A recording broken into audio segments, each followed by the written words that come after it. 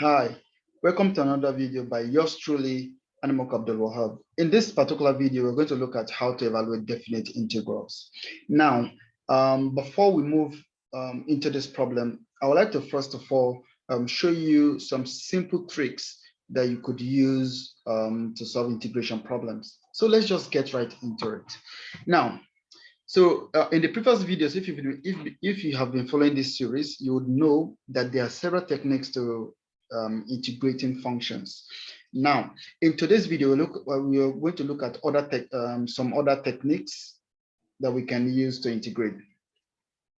Right now, these are simple things, and it's quite very important to be able to recognize which technique we should use for which problem. Okay, last we've been hammering on how to use substitution rule to solve lots of problems. And as you can see, this is going to be solved by substitution rule, the first problem that we have.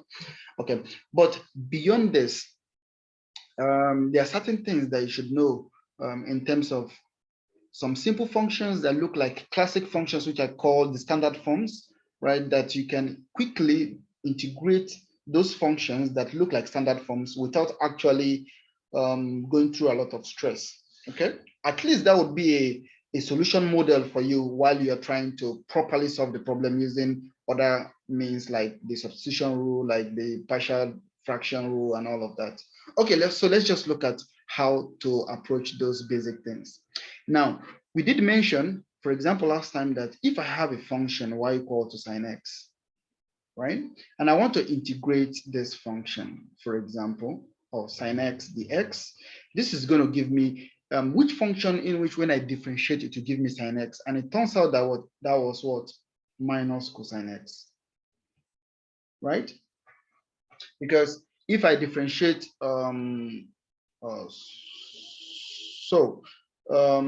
I differentiate, so if I integrate sine x, that should give me minus cosine x. Why is that the case?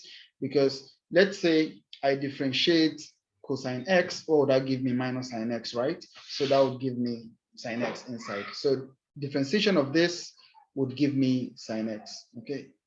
So that is the relationship that we're trying to look out for.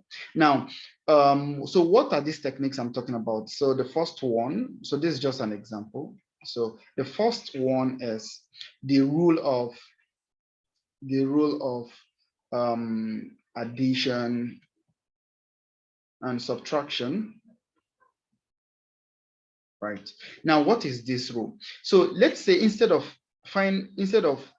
dealing with sine x, let's say I'm dealing with what? Addition of a number, an integer or otherwise, to this function. So I am modifying x by adding an integer to it or subtracting an integer to it. It might be a fraction, it might be any real number. Okay. So I'm now looking at the form of this x plus b. Now, whenever I have a function that is being modified as this, you can see the basic function that gives rise to sine x plus 5 is just sine x.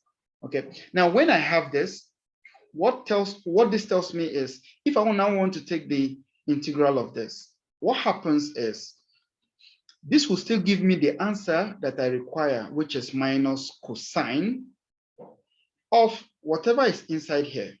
This is when I'm modifying the part of x of the function with just adding or subtracting constants. So it could have been plus or minus, right?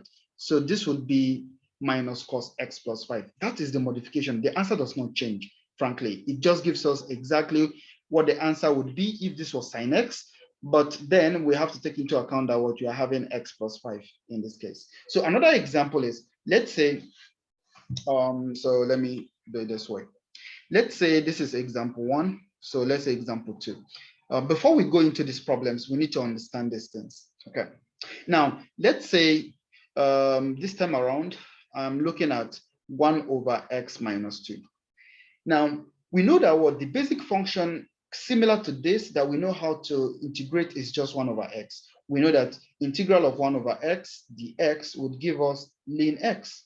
So the same way, because we can see that what that part of this the part of this function, which is the denominator, which has x, is just being modified by what? Minus by subtracting a constant from it, right? So this means that if we are going to solve this problem, it's just going to be, the solution will be similar to the solution of this, because they are just the same function, but then modified by just adding or subtracting a constant. In this case, subtracting 2. Now, when you want to integrate this, the answer is just going to be ln x minus 2. You see how simple that is. Okay, so this is the addition and subtraction rule. So let me just give another example. Let's say we know that what integral of x raised to power n would be x raised to power n plus 1 over n plus 1 plus c. Okay, so let's say the question I have is, let's say I'm modifying the inside. Remember, I'm always modifying the part that has x. Let's say I'm looking at this raised to power 3. I want to integrate this. So the answer that I will have would be similar to this, right? It will just be x plus 1 raised to power 4 over 4. Okay, you see how easy that is. Let me just give you another example here. Given a different type of function. Let's say I was having raised to power minus, let's say I was having minus 2. So let's say your problem was the x over 1 plus, x plus 1 raised to power 2. How do you integrate this? It's basically when you take this thing up, now you just recognize that this is just integral of what? A polynomial, right? Where the inside of this, notice that, notice there's a difference between this and having, let's say, right? This is not the case we are discussing. The case we are discussing is when this is just x, right, modified by plus or minus, right? Not when you have x squared, x cubed. This method does not work for this. I hope this is very clear. Okay, good. If it is clear, let's just complete this. So this would be x plus 1 raised to power minus 2 plus 1 all over minus 2 plus 1, then plus constant, which is x plus 1 raised to power minus 1 over minus 1 plus c. And you can even simplify that further.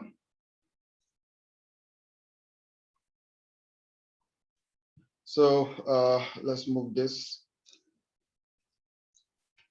Okay, so we can simplify this thing further as minus x plus 1 raised to power minus 1 plus c, which is minus 1 over x plus 1 raised to plus c.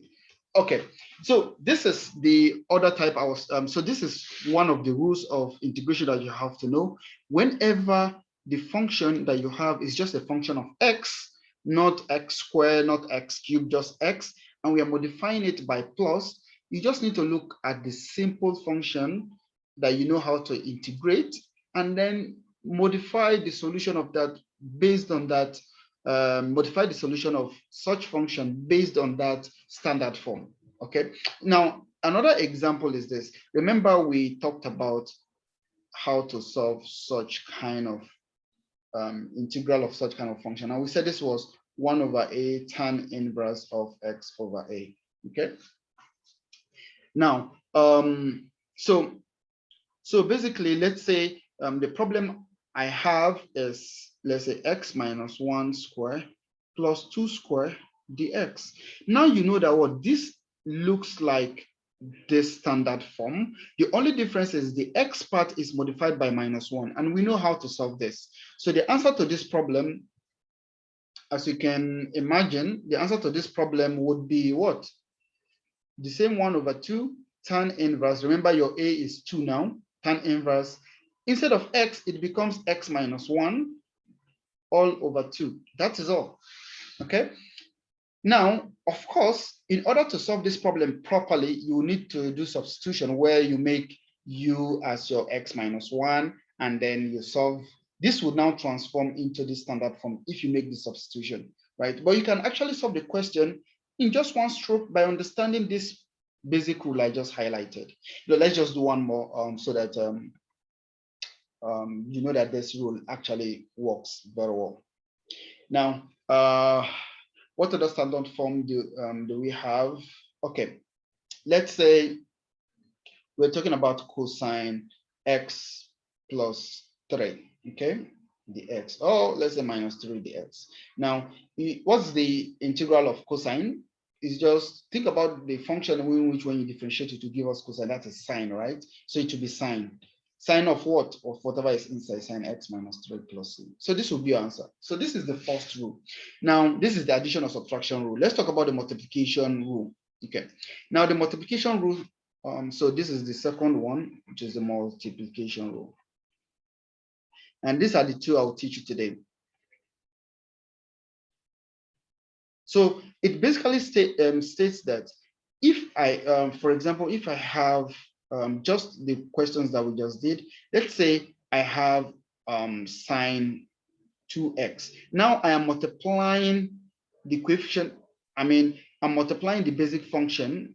So remember, in this case, so let me just say we are talking about ax plus b, okay?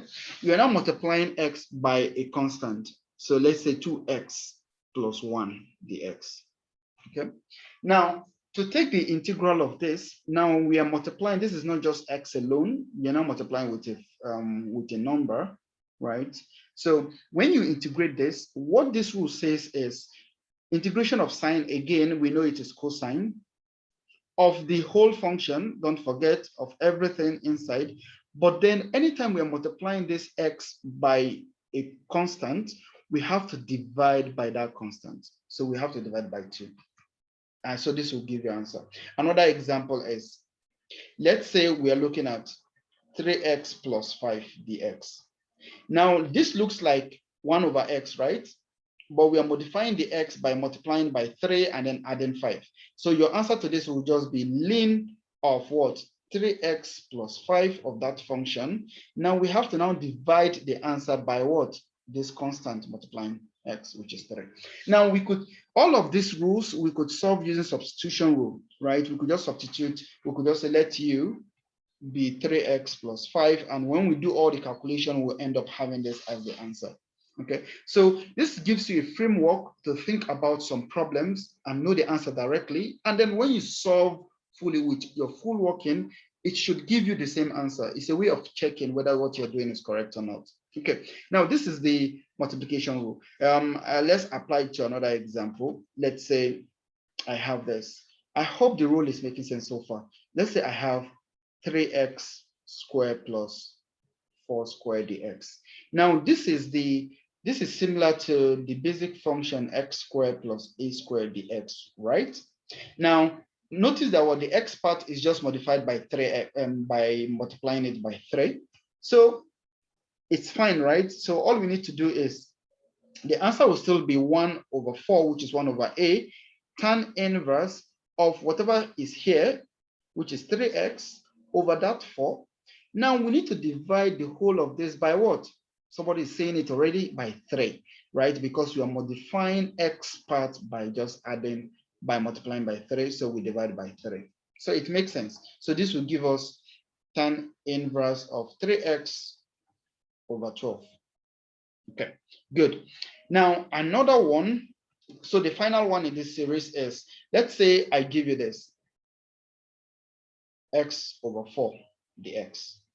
Now notice that the basic function that we generally integrate with this is e raised to power minus x, e raised to power x dx, and the answer is e raised to power x, right, plus c. Now when we deal with this, this should give us what? Of course, we are just modifying the x part by multiplying by minus 1 over 4. So that means your answer is still going to be e raised to power minus x over 4, but we have to now divide by the constant multiplied with x, which is minus 1 over 4. So you divide by minus 1 over 4, right? And this gives us minus 4 e raised to power minus x over 4 plus c. Okay, so this is the rule of what? Multiplication. Whatever the factor is, the scalar factor is multiplying x, we'll have to divide the overall answer by that factor. Okay, good. We understand this. So now let's go back to this problem. So we're going to do this in 2-part series because this video is already getting long. So we'll just solve the first one. So the first problem, and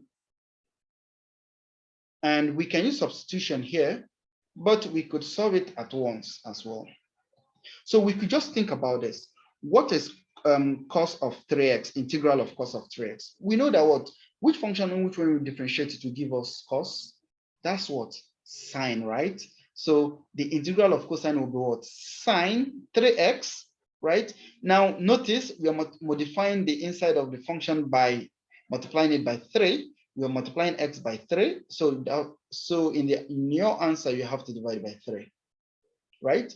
Now, notice that we have to evaluate this at x equal to pi over 3 and x equal to pi over 6. So the upper bound is pi over 3, the lower bound is pi over 6. Brilliant, brilliant. You can see how this thing just simplifies our work. Nobody cares how you get to this point. Of course, your teacher would care if it was an exam. So what you do is you use substitution rule, make u 3x, then du dx is 3, then which means the x is du over 3. And then what do you do next? Substitute everything inside. So you have pi over 3, pi over 6, cosine of what? Remember u is 3x, cosine of u. Then du is what? I mean, the x is du over 3. So you just need to integrate. Notice that this is not the boundary for u, right? We'll come back to x in the end, okay? So this will be 1 over 3 cos u du, okay? And then when you integrate this is just 1 over 3. Integration of cos u is sine u, right? Evaluated at what? X pi over 3, x pi over 6, which is sine u is just sine 3x, which is the same thing that we got just by using the multiplication rule, okay? Okay, let's just continue here. So in the exam, this is the proper way to do this, but this will give you an idea of whether your answer will be correct or not, because sometimes you're working, doing all this substitution, but then you end up having an answer that is not correct, or you're confused in the middle. This will help to guide you, okay? Okay, now let's evaluate this. So what is this? This means we are going to evaluate this whole function at x equal to pi over 3, which means 1 over 3 sine. So one thing that you can do is that if you have constant multiplying this function, you can take it out, but I generally just leave it inside to avoid confusion. So 1 over 3 sine 3 times what? Pi over 3. So this is the evaluation of this function at pi over 3. Then we subtract when we have pi over 6. So this is what you need to do. So this becomes 1 over 3 sine pi, because 3 will cancel 3, then minus 1 over 3 sine pi over 2, okay? So what is pi? So we're talking about sine function. So sine moves this way, right? So this is 0, this is pi over 2, this is pi, this is 3 pi over 2, this is 2 pi. Thus, note that this is 1, and here is what? Minus 1. So you can see at pi over 2, sine is 1. At pi, sine is what? 0. So you have 1 over 3 times 0 minus 1 over 3. Sine 90 is what? 1. So the answer to this problem is minus 1 over 3. That is brilliant. So this is how we solve the first problem, okay? Now, for the, so we should, I mean, for the second problem, third and fourth, you're going to see those in the next video. I hope you thoroughly enjoyed this video. And if you haven't subscribed, don't forget to subscribe to the channel to help its growth. Click the bell button so that anytime I upload a new video, you'll be the first to know about it. And I'll be seeing you guys in the next video.